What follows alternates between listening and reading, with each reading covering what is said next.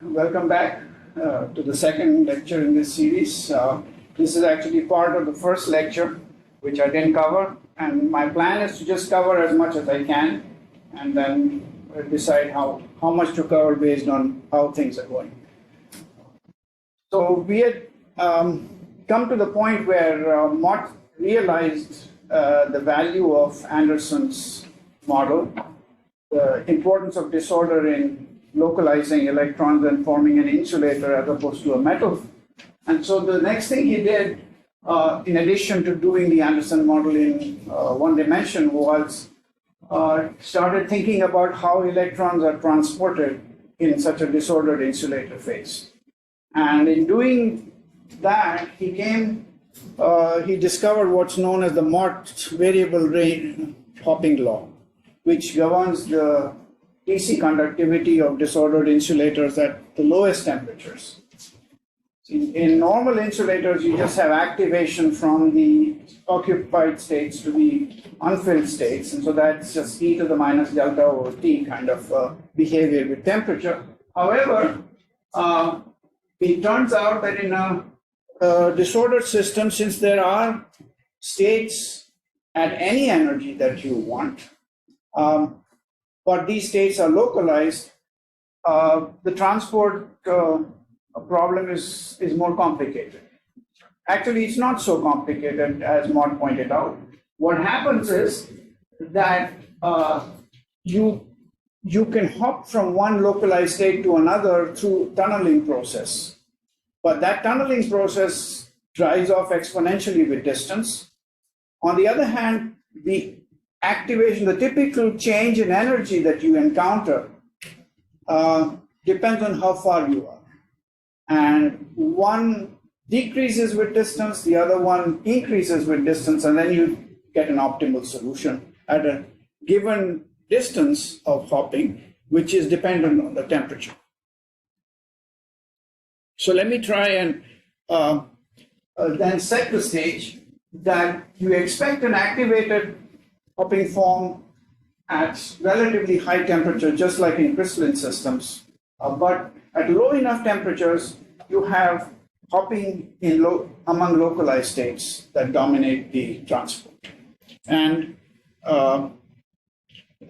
let's see how that is actually seen in experiment. First of all, everything that that a theorist predicts must first be checked whether it makes any sense in reality. So for example, if you look at the temperature variation of the resistivity of amorphous germanium, and if you plot it as log of the resistivity versus 1 over T, what you see is it's a curved curve. It's not a straight line at all on this plot. In fact, the intrinsic crystalline germanium result is this line that is almost vertical in this, not quite vertical, of course, there's a finite gap. So it's a delta, which is pretty large on this scale.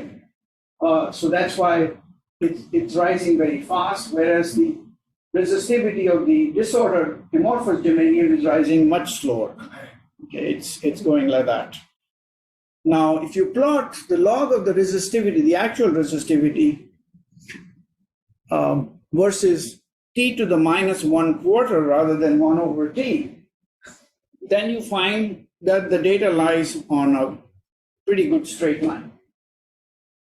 And this is exactly what Mott had predicted. So that was very quickly confirmed by experiment, that Mott's ideas were quite right, that in fact, the disordered system is much more conducting than the pure crystalline system would have been, okay, at low temperatures. Low temperatures are to the right on this curve. So the states are localized here, are the low energy states? Yeah, the low energy states are all localized in this. Yeah. Okay. So how do you actually get Mott's formula? So Mott had a very nice back of the envelope calculation, which I think if you're an experimentalist, you should be happy with and go home after that derivation. If you're a theorist, you might want to wait for a more rigorous derivation that I hope I will have time to show. Okay. But it's very simple. it says that you need to consider the hopping probability as a product of two factors. One is the wave function overlap squared, and the other is the Boltzmann probability, depending on the difference in energy between the two sites between which the hop is taking place. And that energy I write as little w, and the distance between the two sites is this capital R. A is the Bohr radius, or the extent of the wave function. So it tells you very clearly that as R, capital R becomes larger, this factor is going down. On the other hand, if you go a larger distance, then you can actually see there may be lots of different sites to which you can hop. And you're going to hop to the site that has the energy that's the lowest. Okay? So this little w is going to be some typical disorder energy scale divided by the number of sites that are there in a radius R. And that's 4 pi nr cubed over 3. That's just the volume of this sphere, which is 4 pi r cubed, times the density of dopants. So now what you need to do is put in this. Now capital W is constant, Bohr radius is constant. The only thing and the temperature is whatever it is. And what you can do is you can change capital R and see for which value of capital R this product is maximized. And the product is very simple. It's exponential minus 2R over A minus capital W over pi 4/3 pi R cubed and kBT.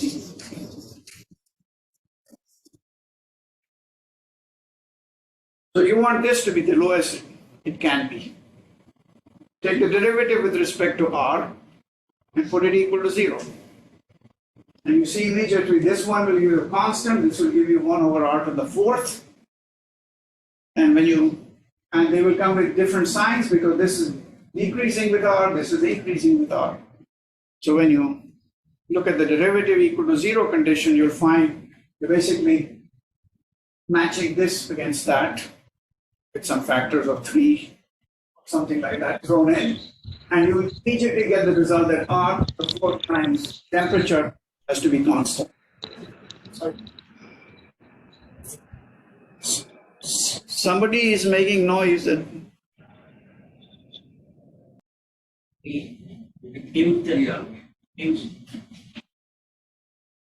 Okay. Is there a question? No. Yeah, it's taken care of. That's something someone probably did forgot to mute. Something like that. Anyway, as soon as you optimize, yes. So I didn't get that. What is the assumption which makes it possible to write the probability as the product of two probabilities?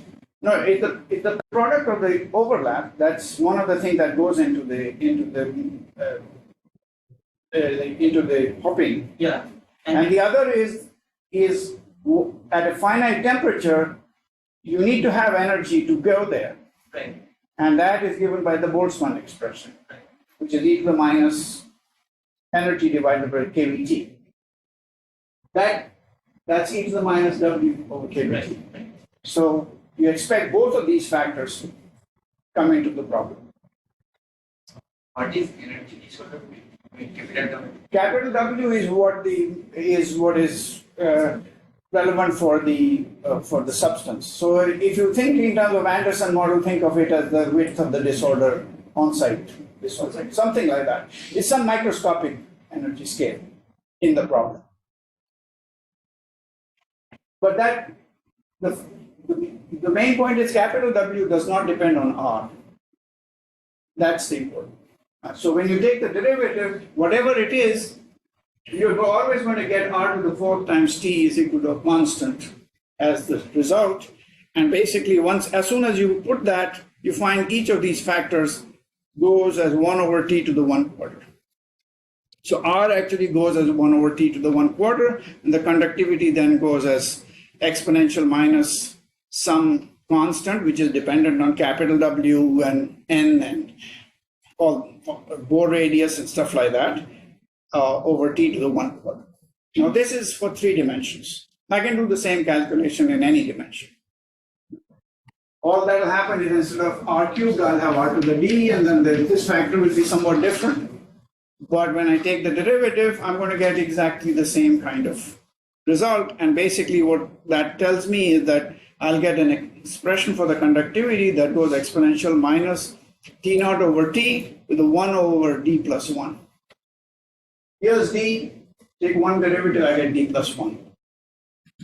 So Watt's law is basically telling you that this is going as E to the minus some characteristic temperature over T to 1 plus D plus 1. So in fact, he has another prediction that not only does it not equal 1, it depends on dimensionality. Okay. And so now I show you data on 3-dimensional amorphous germanium and 2-dimensional electrons in a MOSFET, metal oxide semiconductor, field effect transistor, basically 2-dimensional electron gas that's dirty. And in one case, the plot of the conductance rather than conductivity, but that's a minor difference. And the other case, you write the device current, which is basically proportional to the conductivity. And in both cases, you find when you plot the log of the conductance conductivity versus T to the minus 1/4 for 3D and 1/3 for 2D, you get straight lines. And so the data was very much in line with what Bhatt had said. And I think it's very, the big jump is from activated transport to something that's variable range hopping transport. And that's what dominates at low temperatures.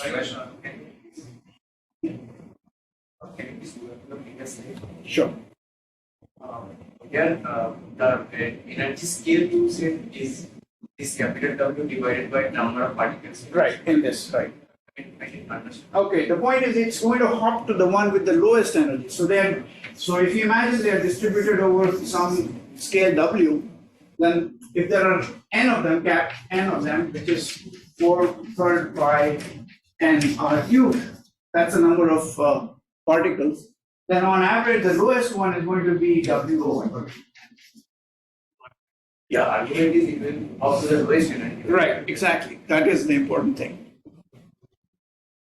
Because why would it want it? Probability of hopping to high energy is low because of the 1 over T factor.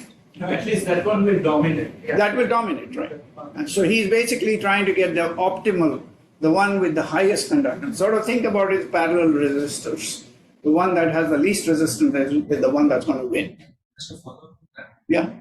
If I have this completely random disorder, I can understand the gravity now to be independent of Right. distance.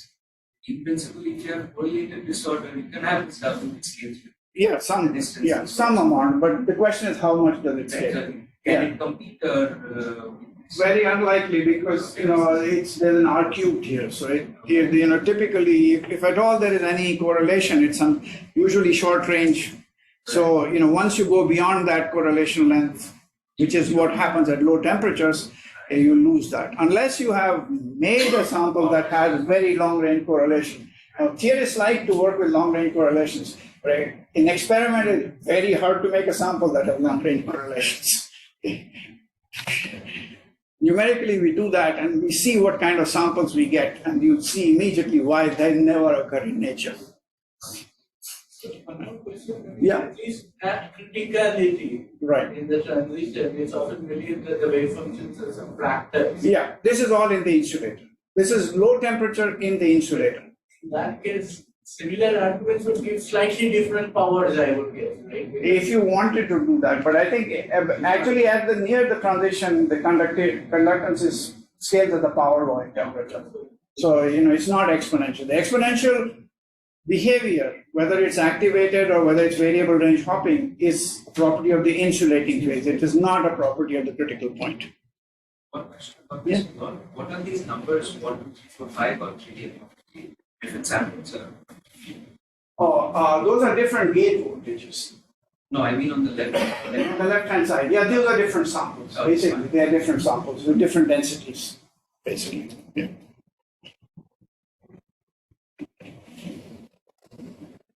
So, Mott did a lot of work in the insulating phase. In fact, he realized from the data that the wave functions actually, as you got closer to the metal insulator transition, actually the wave functions are going to get fatter.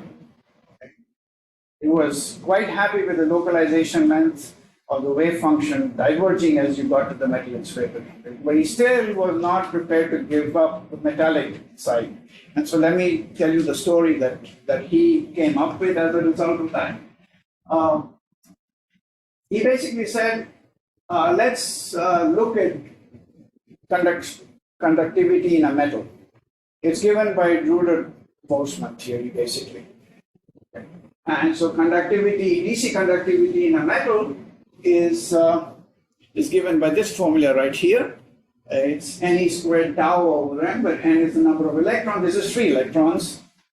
And tau is the electron relaxation time or scattering time. And L is the mean free path, which is just Vf times tau. Now, of course, it means that to get finite conductance, you do need scattering, which means you do need impurities. So this is a weak impurity theory, but assumption being in a good metal, that's what happens. Now you can massage Drude formula in terms of the Fermi wave vector, because you know that N, the total number of electrons is related to the Fermi wave vector. You just have to look at the volume of the Fermi C and then multiply from there, get the density. And so if you go through that exercise, what you find is this formula basically says that it's E squared over 3 h bar times the average spacing between these impurities, and times the mean free path divided by the average spacing between impurities. And in here, when I say almost equal to, what I've done is basically, I think I've put 3 pi squared to the 1/3 equals 3. I have not distinguished between 3 and pi. Those are slightly different numbers, but one is not going to take this so seriously as to believe that number to 2 or 3 digit accuracy. On the other hand, the mean free path for such a scattering process can't be less than the spacing between the scatterers. So that implies that this factor L over A is always greater than 1. And so this sort of says that there is a minimum conductivity, sigma min, we called it, which is about E squared over 3 h bar A.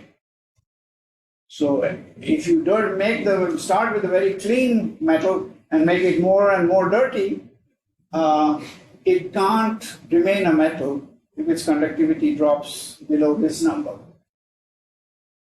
And so he actually said that there must be a minimum metallic conductivity. And since we already showed that the way there is a mobility edge, and here are metallic states or itinerant states in the Anderson model, and here are localized states. He said that at this point, the conductance must be sigma min. Conductivity must be sigma min. And in fact, if you're going to start with your Fermi level somewhere here, then at not the lowest temperature, not during variable range hopping regime, but higher than that, activation to this mobility edge will be the dominant contribution to conduction. Basically, you have a finite probability of occupying that state because of the Fermi-Dirac distribution, and you will end up with a conductance in such a conductivity in such a case that's the conductivity at this point times the occupation probability, which is exponential, e to E mu minus EF over KBT. So he had very clear predictions.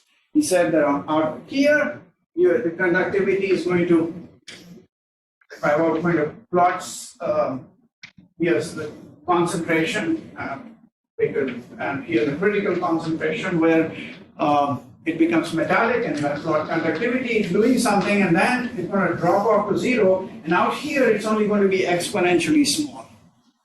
The lower the temperature, so at any finite temperature, you sort of do this, and then it gets sharper and sharper and sharper, and eventually just have a step function.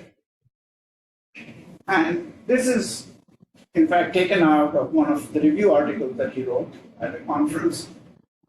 This is actual Mott's. So, log of the resistivity versus 1 over temperature.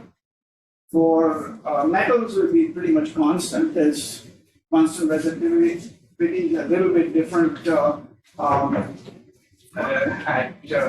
high temperatures, but at low temperatures it's constant, and at intermediate temperatures there we have this sigma min e to the minus. So here the intermediate temperature. This is an insulating phase. Then eventually, of course, at low enough temperatures, which is right on this scale, it'll go over to variable range harmony. So that was his picture. He said all these curves will come, and they will all, if then you extrapolate to 1 over t equal to 0, you will get sigma min out of that. And so a lot of experimentalists actually tried to do that in those days. This was work that was done in the 70s or late 60s. And, the extrapolation did give one, remember this is a log scale. So you could just tilt your data a little bit and manage to get a correct intercept. So a lot of people actually believe the experimental data showed that. But there is something very peculiar about this. It is sort of saying that we are getting sigma min by going to t equals infinity. Okay, we are trying to find a zero temperature result.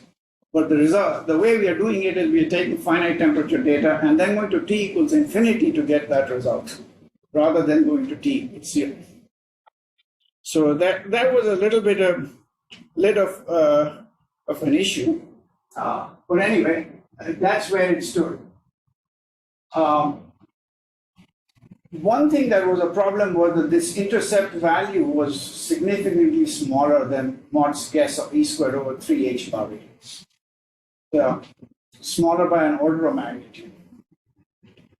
So what he did was he said, well, there's electron-electron interactions. There are some arguments that are suppressing the conductivity, and therefore the minimum metallic conductivity depends on, he had various arguments to suggest that sigma min that he got for non-interacting electrons would be suppressed in a real case, and therefore the numbers kept shifting over the years, in conjunction with the experimental data, which kept shifting downwards and downwards. But anyway, whatever the precise value of sigma min, Mott's picture of the metal insulator transition using Anderson's ideas combined with his own implied that the conductivity is going to start at some value in the metal at 0 temperature, come down to sigma min, and then abruptly drop to 0 at this critical density, and then you have an insulating phase.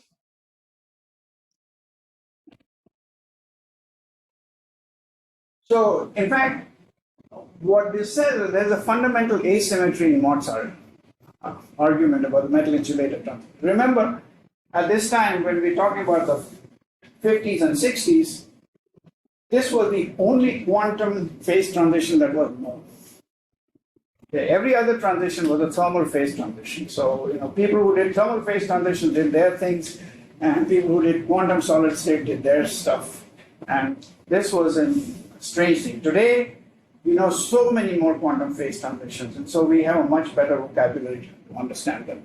But you have to realize this was people trying to search for the actual answer at that time. And I think that there is some value in actually hearing what happened, because that's what happens at every stage in physics. The forefront always goes further in, starts and jumps. It's not a smooth behavior. So Watt said that the localization length is starting from the bore radius as you went towards the metal insulator transition. From the insulating side, the wave function size kept growing, and he believed it diverged at the transition. On the other hand, when you come from the metallic side, the mean free path is whatever it is. It's, it's scattering time to the Fermi velocity, and therefore you get some finite number.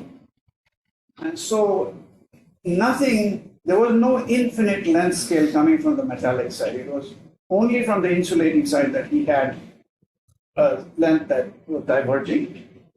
And that is precisely where he went wrong in this analysis. That the quantum phase transition in disordered systems, if it's not first order, if it's a second order phase transition, continuous phase transition, must have a corresponding length scale on the metallic side, just like we have the localization length on the insulating side that diverges at the transition. That's what is seen in all thermal phase transitions. You have correlations building up of the incipient phase given by a certain length scale. And that length scale goes to infinity right at the critical point where the phase transition takes place. So that's where the first lecture was supposed to end. It took me another half an hour. Here's the second lecture. So it looks like when I have 6 lectures worth of slides, so I think I'm doing well. I have 8 lectures slots. So the second lecture, which is on scaling theory of localization, brings us into the 70s from the old ideas of Anderson and Bhatt that were from the 40s and 50s and continuing in the 60s. And the first important breakthrough came from David Thouless. David Thouless pointed out that it was not conductivity we should look at, but conductance. And that was a crucial insight. However, it turned out David, grappled with this for a very long time, but in the end, this gang of 4, Abrahams, Anderson, Licciardello, and Ramakrishnan came up with the scaling theory and came up with the full idea. Now, there is, of course, a parallel development by Franz Wegener using field theory methods, but nobody at that time, in condensed matter at least, followed what Franz did. It was sort of hidden in field theoretic formalism, and it wasn't really clear what his predictions were. So he actually had a paper already in 1976 that had the rudiments of this phase transitions. But then when paper of the Gang of 4 came out, he had a revised version of that, which was more accessible. And so then people from both directions started working on it. I will only talk about the Gang of 4 scaling theory because that's the one that's very easy to understand from a phenomenological point of view. After I've done that, I will show you something about what perturbation theory from the metallic side gives, how it changes when you have more disorder, how the fact that you have disordered electrons is different from the situation when you have ballistic electrons in actual non-disordered materials. So even when you have a band, you still have ballistic transport. And it's only disorder that gives you diffusive transport. And trying to understand perturbation result, how do you get that, and experimental investigation. That's the scope of what was to be today's lecture, but I think I will see how much I can cover today, and the rest will be done next Monday. So Thouless proposed that the conductance of a sample of linear dimension capital L is the thing we ought to be looking at, not the conductivity. Now that goes against the grain. We are always told that look at intensive variables when we are talking about anything. We look at pressure, and we look at volume per molecule or whatever you have. We don't look at something that depends on the size of the system. And in a metal, the conductance, if you have a system of size L, so let me typically draw you a three-dimensional system of size L, And if this has a conductivity sigma, then the conductance of this is sigma times L squared for the area and divided by L for the length that it has to go to. And so is given by equal to sigma times L. And then quite generally for d dimensions, it's sigma L to the d minus 1. Sorry. D minus 2. There should be d minus 2. Yeah, that's a typo. Okay.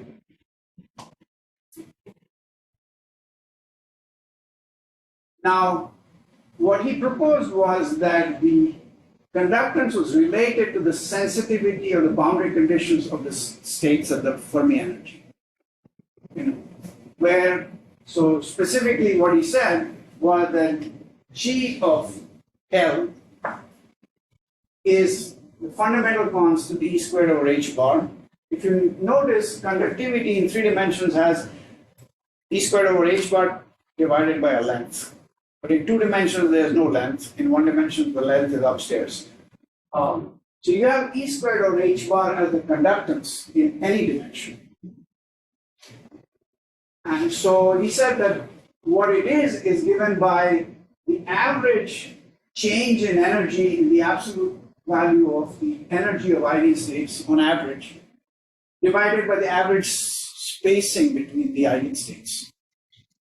Everything is for a sample of size L in whatever dimension you're talking about. So this little delta E divided by capital delta E is a dimensionless quantity, so this has units of E squared over H bar, as you know. And the change, how do the energy of the eigenstates change? You imagine you started out this system and you put periodic boundary conditions along this. Okay. Or you put anti-periodic boundary condition, that is, you flip the sign of your wave function. Then the energy will change, but it will change only because you made a small change at the length scale L. And that's what Taulis said was related to the conductance. So let me give you a plausibility argument for Taulis's formula. Suppose you have a wave packet that you have created in a disordered sample, and it is diffusing because we know that it undergoes this scattering motion, which is just like what Brownian motion, and therefore you get diffusion as a result. Then the time it takes to diffuse a length L is related to the length squared divided by the diffusion constant. Except the diffusion constant in this case depends on the length scale L. Now, if you can convert that time into an energy by using the uncertainty principle. So if you change the boundary condition, then the change in energy should be related through the uncertainty principle to this time that it takes to diffuse. And so this delta E magnitude must be H bar D divided by L squared. What we have done is written as H bar divided by the time it takes to diffuse length L. On the other hand, if you look at the separation between the eigenstates, as you make the sample larger, the eigenstate gets squished. The total energies are the same. It's just that the wavelength changes are minusculely different. So it's given by 1 over the density of states times the volume of the sample.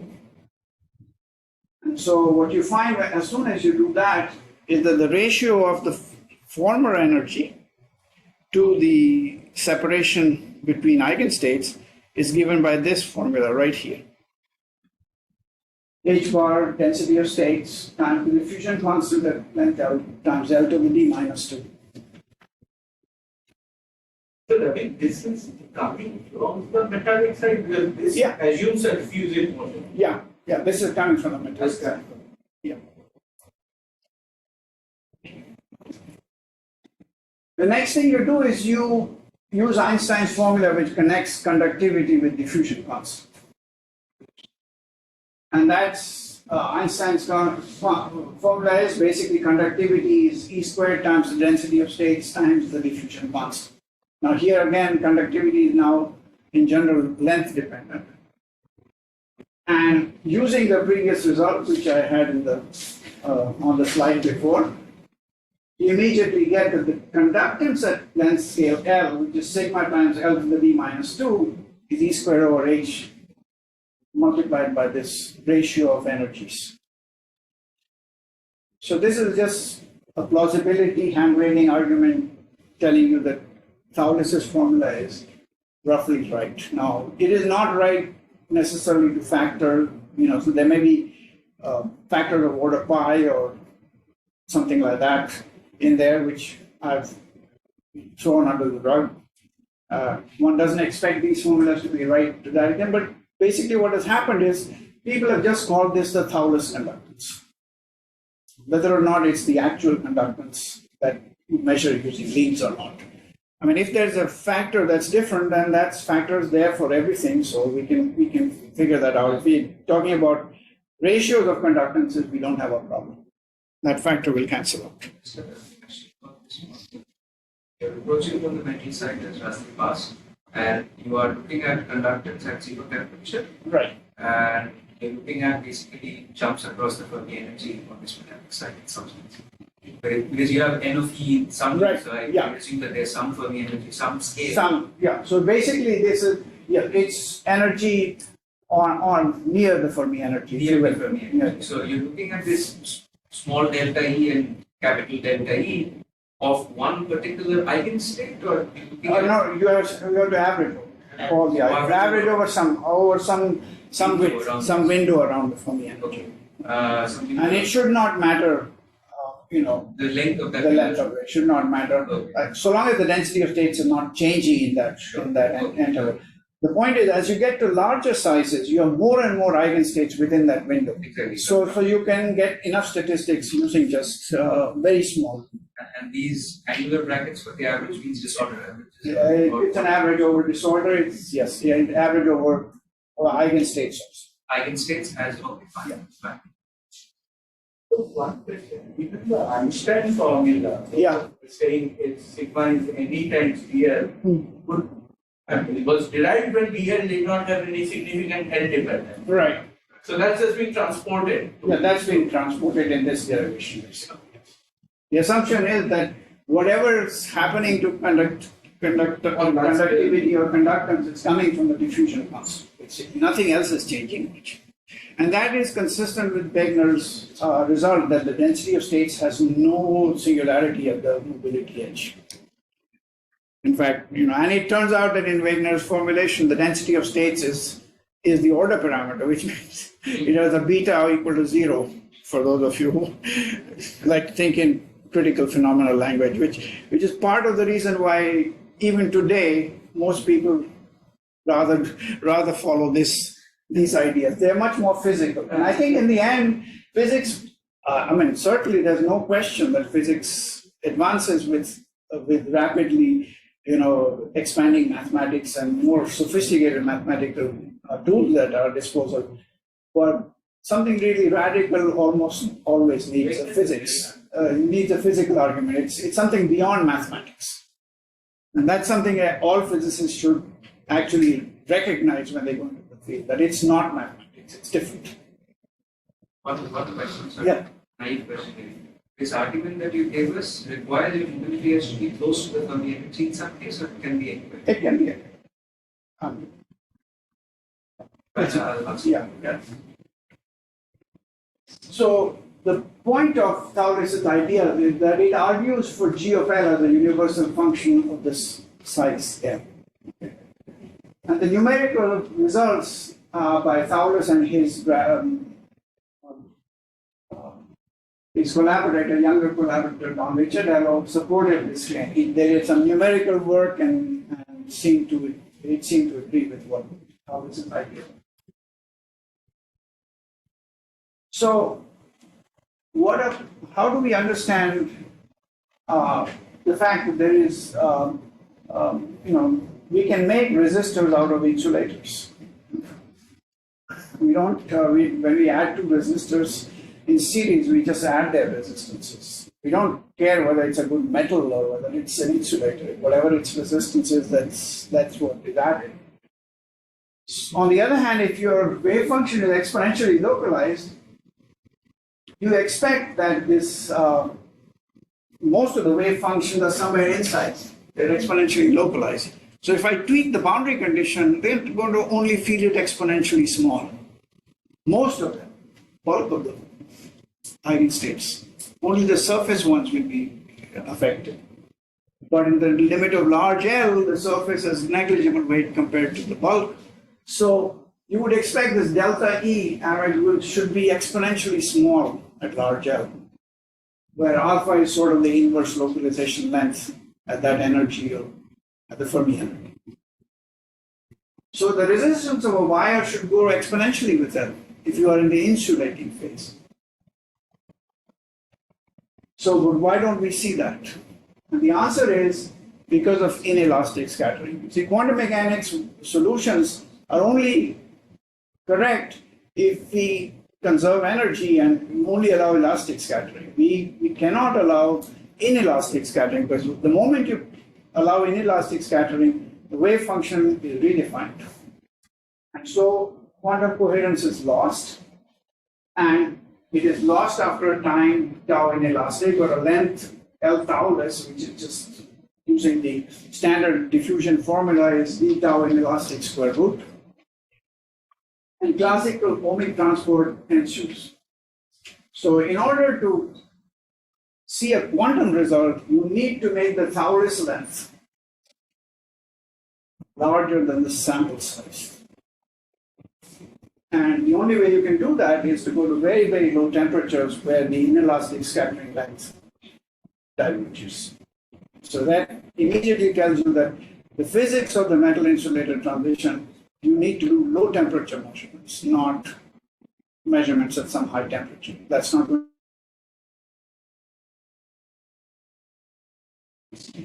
Taurus length and what people usually call the phase breaking length is the same thing, essentially? At this level, it is the same. It is the same, yeah. Yeah, nowadays people like to differentiate all kinds of things based on specific definitions. Yeah. I'm not worrying about that. They all scale similarly. But yes, it is true that there are different kinds of length scales. Now, another point that comes out of Thomas's ideas is that suppose I take two dimensions. That means that conductance and conductivity are the same. And that says that E squared over H bar must have some fundamental significance. This is Thomas in 1972, 73, 74. You have to realize quantum Hall effect wasn't discovered, no localization measurements were made. So he is the first person who's pointing out that E squared over H is a special number that is of importance in solid state. And E squared over H turns out to be this, it's a conductance, conductivity, so it's the inverse form. And it's 25.812.807, and there's a bunch of extra zeros after, extra digits after that. And the important thing to realize is in 2019, the World Conference on Metrology accepted the experimental determination of this using the quantum Hall effect as a fundamental standard. So as a result, none of the standards anymore rely on any macroscopic object. We don't have a piece, platinum or whatever it was in Paris, whose weight is a kilogram. We don't have a stick that's 1 meter long or anything like that. This plus atomic clocks, plus some other things, all give you everything that you want. Okay. That brings us to the scaling theory. Finally, its scaling theory was, I was actually at Bell Labs when the scaling theory suddenly came like a thunderbolt from Princeton. Okay. T.V. Ramakrishnan was a visitor at Princeton. L.U. Abrahams, who was a professor at Rutgers, would often be at Bell Labs, so would T.V. Ramakrishnan. But and they would huddle with Phil Anderson. And of course, by that time, Don Licciardello had joined Princeton as an instructor or a postdoc. But all that work eventually got done at Princeton. It didn't. We were following our own leads at Bell Labs, but one fine day we found out that they had written this manuscript out, which has a different interpretation of the metal insulator drum. Of course, the moment that manuscript got into the hands of the experimentalists at Bell Labs and also the theorists, all hell broke loose, and there was a frenzy of activity in the 1980 and forward. So let's try and understand what they tried to do. So there's this Gedanken experiment that you imagine that you build a block of sample B times L from L by L. So I've just shown it for a two-dimensional case because that's easy to show on a slide. But it could be in any dimension, it doesn't have to be. Then what they assumed was that the conductance of this block of size BL, G of BL, is going to be some function of this scaling ratio B and the conductance at length scale L. Okay, and nothing else. If you know what the conductance is at length scale L, and you know what this B is, then you should be able to get the conductance at BL. There are no other parameters in this equation. So you can massage this equation by taking the logarithmic derivative of G with respect to L, and you can convert it in, because BL comes as a product, you can also write it as a derivative with respect to B, and then put B equal to 1, and they call this logarithmic derivative d log G d log L, which is some function of G, the beta function. Now, any similar equation had been seen by high energy physicists. It's called the Callan-Zemansky equation, and actually Kurt Callan was at Princeton. So, but this was the first time this was used in condensed matter, solid state community, and this is the basic equation, beta, that d log G d log L is some function of G. Okay. And I note here that a completely independent, more formal approach was done by Wegener using the nonlinear sigma model. But you had to sort of make the leap of faith that the nonlinear sigma model had something to do with disordered materials. And I don't mean that very sort of, I'm being serious when I say that. Okay, because I'll give you examples where field theoretic treatments completely miss the boat in this set of lectures. So you have to be careful. Field theoretic treatments are very powerful where they work, but sometimes they completely are in the wrong direction. And I'll give you examples of that. So you have, as a researcher, you have to judge for yourself whether that's the right way to do the problem or not. So on a historical note, in those days, yes, Wegener's paper is, at least I found it extremely hard to understand. Nobody understood. Was there somebody who really understood and took it to other sides, saying that this is what these are the two? Well, people in Germany certainly had great respect for Franz Wegener, and they knew that he was a very serious person. So they felt that what he had done was useful. And then, everybody sort of tried to look at it. The Russian scientists got involved. Everybody got involved, and they somehow or the other convinced themselves that everything was right. Okay. But they were two different approaches to the same problem. There was similarity. Long wavelength physics was the same in both cases. But it's precisely in that statement that it's all long wavelength physics that not everything is long wavelength physics, and that's where I would say one has to be cautionary. So let's look at the various limits. Okay. So in the strongly conducting metallic regime, you know that G in three dimension goes like sigma times L. So if you make the sample big enough, G is going to infinity basically. Okay. One expect classical diffusive transport to work, and we know that the conductivity is independent of length scale in that case. So that tells you that G of L must go as sigma the L to the D minus 2. Here I have a D minus 2 directly. And now you can take D log G, D log L, and you get D minus 2. So at large conductance, one would expect D minus 2. The beta function is a constant. It's only dependent on dimensionality, nothing else.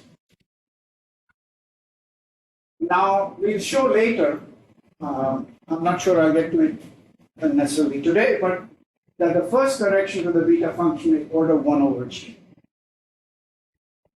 So, since G is supposed to be very large, we're talking about large length scales, finite conductivity, G is very large, 1 over G is a small quantity, and so beta of G is D minus 2, and the correction, in fact, is not only 1 over G, but we also know what exactly the coefficient is.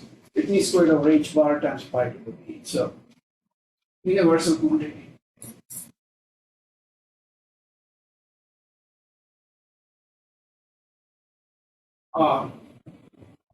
And this is for the case of pure potential scattering, where electrons come with their spin, they get scattered because of the potential, but retain their spin. Nothing is happening. There's no mixing of spin in orbit, there's no spin flip, nothing like that. I'm going to concentrate on that case, and then I'll talk about the other cases just briefly towards the end.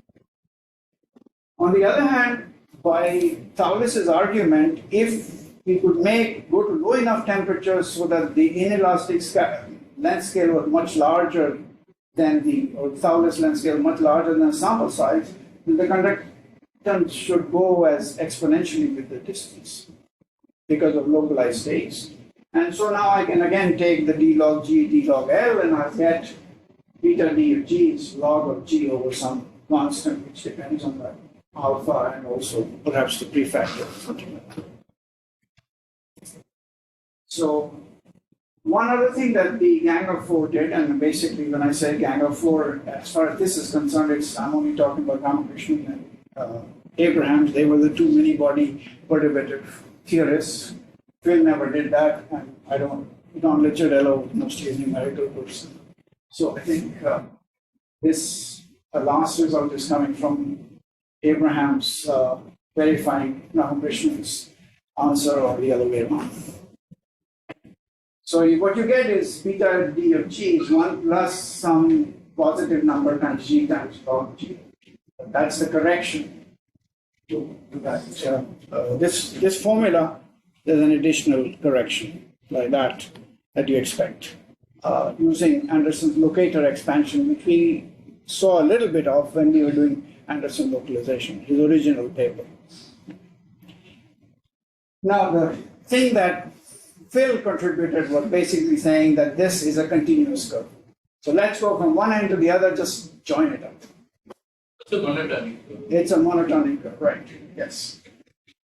Well, it's not monotonic in all cases. I'm sure there is a case where it is not. It's spin orbit curve. Yes, it's not monotonic. But at least it's all continuous and nice. There are no singularities. In fact, in order to get a minimum metallic conductivity, you need singularities. So the assumption is that there is no singularities. So it's clear that in 3 dimensions, at large conductance, this is D minus 2 is 1. That's the beta function. We are plotting the beta function as a function of log of G.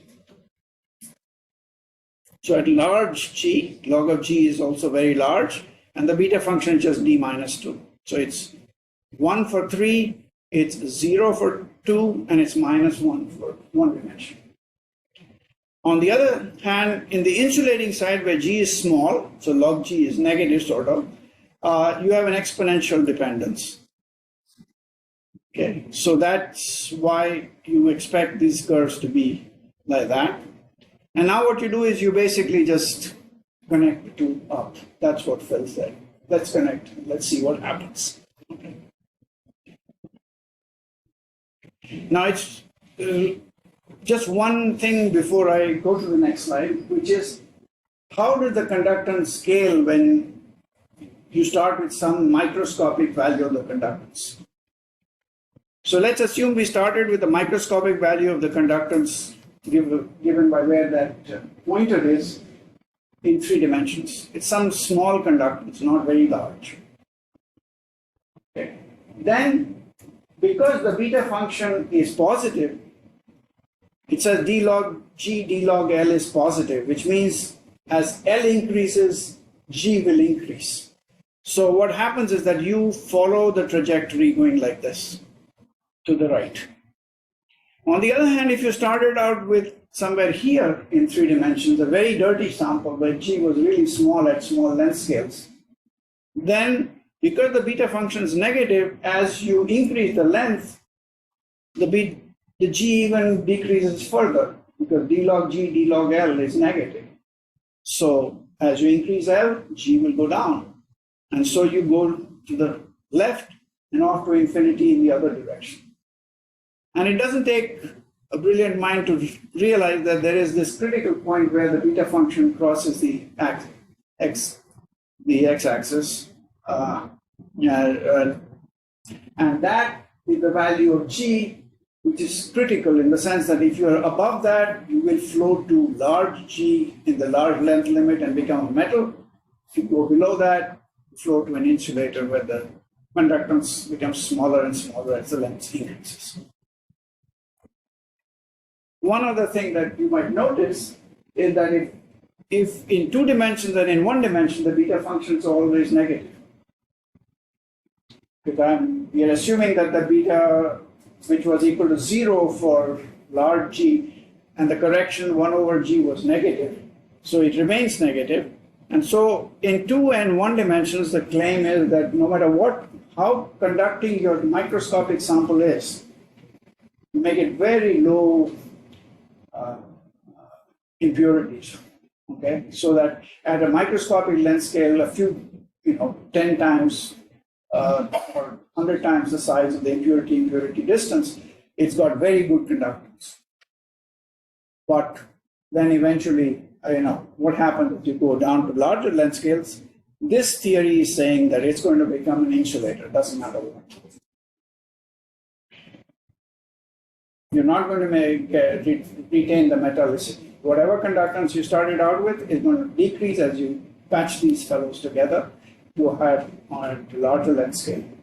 So, there are some really, really strong predictions that come out of this. And that's always a good sign of a good theory, is it must make strong predictions that experiments can check. If it makes some very small, there's a singularity in the nth derivative or something like that, no experimentalist is going to go searching for that. Okay, that's not their job. Their job is to see big effects. And if your theory doesn't predict big effects, maybe you should be doing some other kind of theory. And they are right about that. Okay. So could we move back to the previous slide? Yeah, sure. So in B equal to 3 dimension, where this beta function is negative. So so I'm saying that if I have the impurity concentration which is uniform along the linear dimension, I still expect that if I increase the length, beta function decreases, even if the impurity concentration is uniform. Yes. It's basically saying that the states are localized. So therefore, so your conductance is going to be exponentially small at long length scales. So let's now go through various dimensions. In D equals 3, there is a metal insulator transition. Clearly, it's saying that if you start with the conductance at the microscopic length scale, what do I mean by the microscopic length scale? Length scale a few times the mean free path. The mean free path sets the microscopic length here. And the length of your samples, or the inelastic Thouless length sets the large length scale. So here, beta function can be both positive and negative, and if the conductance starts larger than the critical value where it crosses the x-axis, then it will flow to large G and become a metal. And for conductances at the microscopic length scale smaller than this critical value, it will become insulating. And therefore, there exists a genuine metal-insulator transition in 3 dimensions. That's one of the results of this analysis. In fact, it's saying there's a genuine metal-insulator transition with pure potential scattering in any dimensions larger than 2. In 1 dimension, beta is always negative. In fact, it's large and negative, -1 even at the high conductance. So what it says is that no matter how large you start the conductance at the microscopic length scale, it's just going to go very quickly to being an insulator. And that is consistent with the result that Mott and Tuo's got for 1D Anderson localization. They found that for arbitrarily small disorder, you got an insulator. So that, again, works out very well. In fact, it's a strong insulator. What is the worry that what this is telling is that if I make D very large, right, try to go from D tends to infinity type, right, I should still always get an insulator, but I have too many paths to go away. But you know, you have to. Okay, so you can when D gets very large, the value on the right hand side is very large. Yeah. So that tells you that you have to put a very, very small microscopic G to get an insulating phase. It says that what it's saying is that yes, if you believe in 1/G expansion all the way, and the fact that there is the possibility of an insulator, you say that you always have an insulator in any dimension you want, but of course you may need disorder which is not practical. And the other question, the fact that we started with this one parameter scaling theory saying that all the effects, details of disorder is basically in this one quantity G. Exactly, right. How good is that assumption vis-a-vis real system? Well, I don't know about real systems, but certainly numerical simulations on the Anderson model, they are very good. They're very good. What we will find is that these perturbative results are not to be taken very literally, okay? And doing better than one loop to going to 5 loops and etc., actually it turns out to go in the wrong direction. I'll show that. Okay? This is Wagner and their co-worker. They worked really hard to solve this problem in 3 dimensions. Okay? And what they found was that they had an exponent for the conductivity, which was wrong for the lowest order perturbation theory. And then they did it to higher and higher and higher orders, and it went in the wrong direction compared to numerics. So it's telling you that analytics is not going to solve everything. No. So there is a place for numerics. That's one other lesson I want to impart. Now, 2 dimensions is very special and very nice. It says that is the sort of critical dimension. In critical phenomenal language, it is the lower critical dimension, above which the phase transition takes place and below which it doesn't. So, the potential scattering is saying that beta function is always negative, which says that there is no genuine metallic phase. But you have to remember the caveats that go into this. This is a theory for non-interacting electrons. There's no electron-electron interactions in the problem. And it also is a theory where there's no spin flip scattering, there's no spin orbit scattering. Okay. So you have to manufacture a system that's like that, which is experimentalists don't think they can. Again, a place where the numerics can help out, because we can model any kind of Hamiltonian that you want. You have to be clever about being able to calculate the right things, which can be done on finite sizes and then extrapolate it to infinite sizes, etc. So this is one of, I think, the outstanding predictions of the AALR scaling theory, which that ran completely against interpretation of numerical data that was done. In fact, there was old numerical data by Dennis Spear and his collaborator Srivastava, which predicted a metal insulator transition in 2 dimensions. And you should not blame them because they had no idea that one of the predictions is that the localization length in 2 dimensions for small disorder is exponentially large. And none of their samples were that big. So they just assumed that it was going to be standard power law kind of things. So for large G and small length scale, there is clean 2D films. The scaling theory predicts the phenomenon of what's called weak localization. It turns out to be a logarithmic decrease of the conductance or increase of the resistance with either the length or in the experimental case with temperature. Because the temperature will set the length scale. And they are related by a power law, so when you actually look, since it's a logarithmic function, log of L to any power is still a log of L. Log of T. Okay.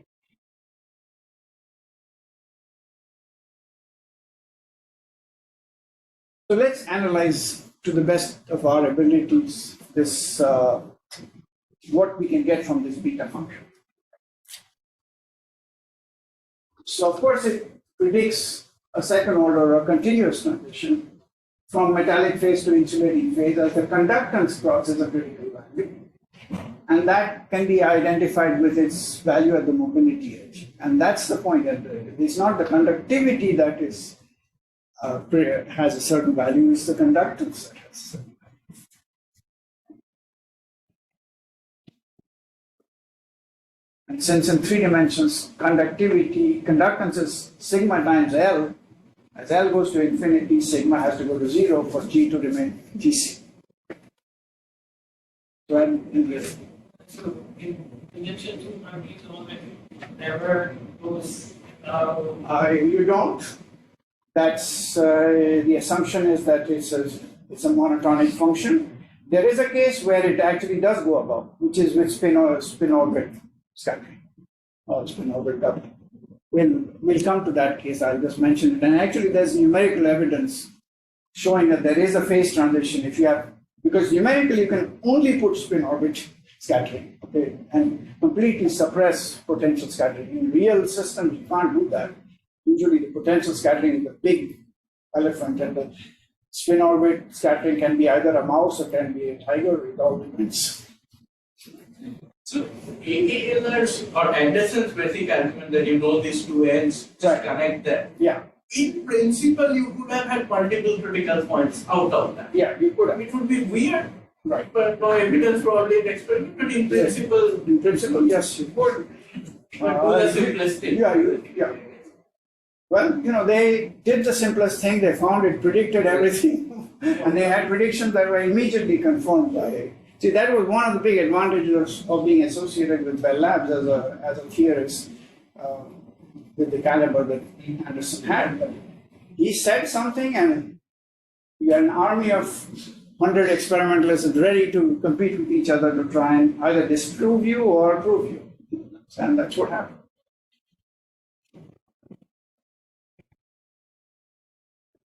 So, suppose we take the perturbation analysis, which I don't know whether I'll have time to go through, but I'll certainly be happy to share those slides with you if I not get through that. They got a formula of beta of G, that is this formula right here, D minus 2 minus this coefficient over G, and the coefficient is such that this, of course, this quantity, the ratio is just dimensionless. Okay, E squared over H bar is there in G and also in this coefficient. So we can actually integrate this equation. D log G, D log L equals D minus 2 minus AD over G. From some microscopic length scale, say the scattering length little l, curly L, to the macroscopic length capital L. You can just integrate that equation. If you do that, it's not difficult to see that what you get is the conductance at length scale capital L is going to be the difference between GL and GC times L over little l to the d minus 2 plus GC. And GC is the point where the beta function crosses the x-axis, is precisely given by that. So at large length scale, it tells you that the conductivity, which is GL divided by L to the d minus 2, is just GL minus GC divided by L to the d minus 2. And now you see the difference. It does depend on how far you are from the critical point in a power law fashion, because I can rewrite that as some conductance, critical conductance, divided by some length scale psi to the d minus 2, and psi is going to be L to the d minus 2, or psi is going to be L times this ratio. And you can see that this ratio, when your conductance at the microscopic length scale is very close to the critical conduction, this length scale goes to infinity. So that's the hidden length scale that Mott never found in the metallic phase. This theory is producing it organically. It's basically saying that there is a length scale on the metal side, just like there is the length scale on the insulating side. That length scale diverges at the critical point when G sub L, the microscopic conductance, goes close to the critical conductance. Now, the microscopic conductance can be thought as a proxy for either the concentration or whatever the tuning parameter is. In some cases, it's magnetic field also. In some cases, it's how much light you shine on the substance, which determines how many carriers you have. So it's all these microscopic variables typically vary linearly with each other. It's the long distance physics that comes out, which is completely given by this theory. Okay? And one of the things it tells you is that this correlation length or coherence length that comes out of here diverges at the transition, GL equals GC, with an exponent nu, which is 1 over d minus 2. So in d equals 3, the exponent is 1, according to this theory.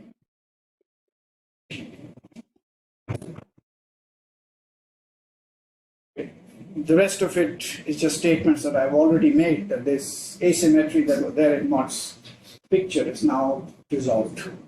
One question. Usually in the usual critical phenomena, we think of correlation length, some correlation function, right, and its decay. Here, of course, it came out of a scaling analysis. Right. So, is there a way to interpret it as something controlling a microscopic correlation function, or? Yeah, it's basically saying that the behavior of because we're talking about transport. Yeah, it's sort of saying that the transport changes on the length, that kind of length scale. If you're going to probe it on a smaller length scale, you see one kind of transport. If you go a higher length scale, it will match out. I mean, you can then relate it to other properties and then make some. But that requires a model. Yeah. That's not here in this. Now, word of caution, always when you have a theory, you have to be careful about how you use it and whether it's useful or not. That's a very important lesson for the students again. That you should be suspicious. This is just perturbation theory. I started out with a beta function at infinite G, and then I added a 1 over G correction, and then I assumed it was correct all the way to the transition, at least. I didn't assume it was correct in the insulator, but I don't need to worry about that because I'm just trying to figure out the conductivity in the metallic phase. So what you can do is you can play a theorist trick. You can say that I imagine I'm in a dimension that's d equals 2 plus epsilon, where epsilon is small. Okay? If I do that, okay, Then this GC, the critical conductance, is going as 1 over epsilon. AD over T minus 2 is epsilon. It's a small number. So the critical conductance is very, very large, which is what you expect, because if you look at the beta function, for 2 plus epsilon, the beta function is doing this, it's going like this, and becomes some very small numbers here. So the point where it crosses 0 is way on the right. Okay. So then you might say, well, all right, in this case, perturbation theory should be reasonably good. Okay. So one can then try and say that, well, let's write down the correlation of exponent mu as a power series in epsilon. And what you can see very clearly is that you get an exponent which is 1 over epsilon, because that it has to do with the slope of the curve. It's inverse of the slope of that curve. Here the slope is going to 0 basically, because this, and so the exponent nu is going up. But then there will be correction of order 1, order epsilon squared, etc. And Wegener, basically using the nonlinear sigma model, recruited an army of people. Tikami was one, Argade was another. There were many graduate students.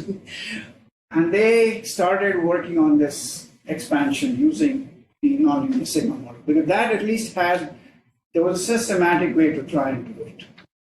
Here, it's really hard to do many body perturbation theory for many orders. I've done it, believe me, by the time you've done first order, you sort of said, I don't want to do it anymore. So, maybe there are some people who have better parts than I do. Anyway, what happened was that for several terms in the series, I believe the first order 1 and order epsilon, the answer was 0. Coefficient was 0. Coefficient was 0. And this took several years. So in the meantime, everyone said, well, we're just going to believe that all the terms are 0. So 1 over epsilon is really an exact result. Okay. So, and if that was true, then in one dimension, the exponent should be 1. And it turned out that there were a whole bunch of experiments for which it looked like the conductivity exponent was 1. I'll show you data. So everyone thought everything's all signed, sealed, and delivered, and that's okay. All right. But in fact, when someone did numerically the Anderson model, they found out that mu was not 1. It's close to 1.6.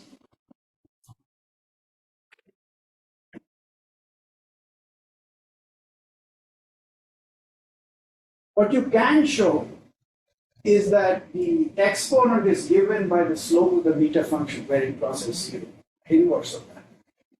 And this slide, I have a little problem for the students. It's a function that you can actually integrate nicely. It's linear up to with the slope 1 over nu, and wherever it hits d minus 2, I assume beta is constant. And if you go ahead and solve this equation using that as a beta function, you can actually show that the conductance is actually given by the correlation length exponent is exactly equal to the inverse of the slope of the beta function. So for this special form, its integrals are doable. Let's put it that way. But it's true for any functional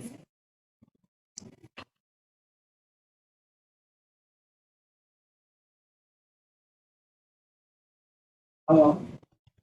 Here, there's a similar localization length, and you expect conductance to scale as exponential function of the length divided by that correlation length, the localization length, which also again goes the same way. And finally, I just want to mention that Doug Stone, who was a graduate student at that time at Yale, was finding some was doing numerical simulations of disordered systems. And what he found was that he was finding that the conductance of every sample was not the same. It was varying quite a bit. And it didn't matter whether he made the sample big or small. I mean, he was doing the actual conductance, not an average conductance of. And what he found was that conductance fluctuations in the t equals 0 limit, once you're approaching the metal insulator transition, are finite. So all these things that I talked about, the deconductance, G, you should really interpret as a distribution. And maybe this is the typical conductance of that distribution. We are now beginning to realize that there are lots of quantum models in which it matters whether you're talking about the typical value or the maximum value or the mean value or different moments scale different. So therefore you should recognize, with so many years having passed, we are 40 plus years since the scaling theory. So we understand a lot more. And so this G that I talked about in the scaling theory should be thought of as a typical conductance.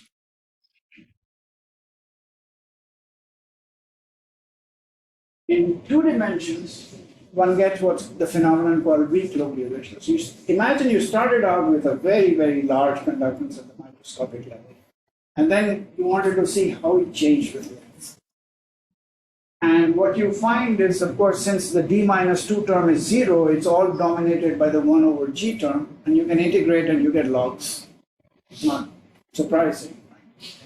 And so what you find is g at the length scale L here is the microscopic g minus this fundamental constant times log capital L over little l.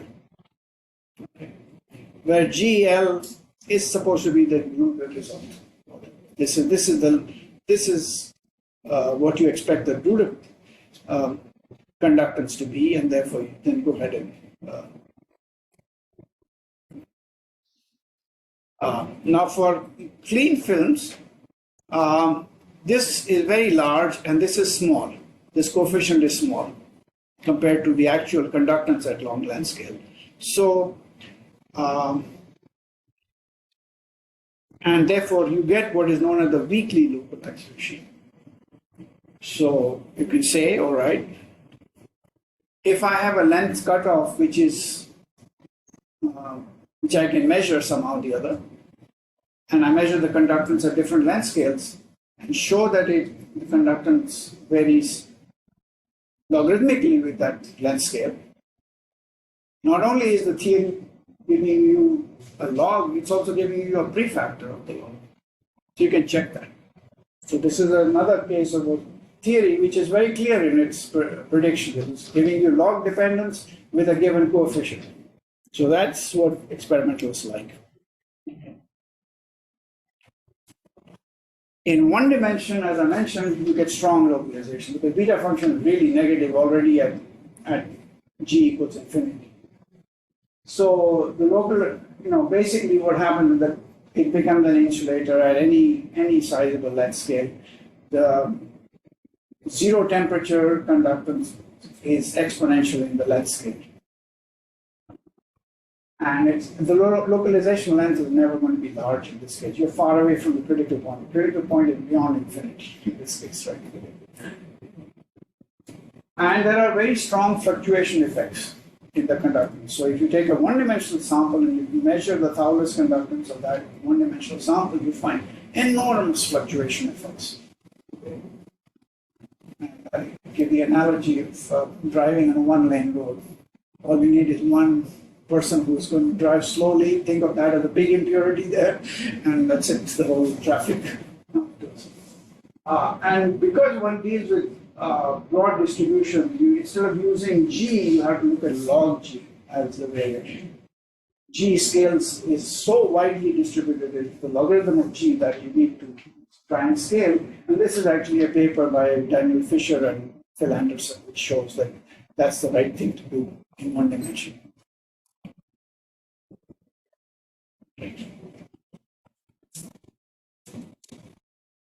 Oh, this, maybe I'm too close to the end of the time period for me to embark on a new thing. The next thing I want to do is to actually calculate quantum correction to show you that there is really a correction to the formula in the metallic phase. And this is all because of phase coherence of the quantum mechanical wave function.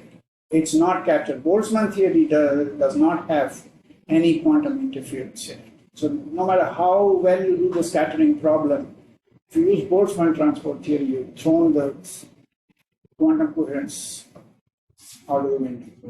And that's something that I will at least do hand waving in these set of lectures. I also have a whole bunch of slides where I do the calculation using Green's functions.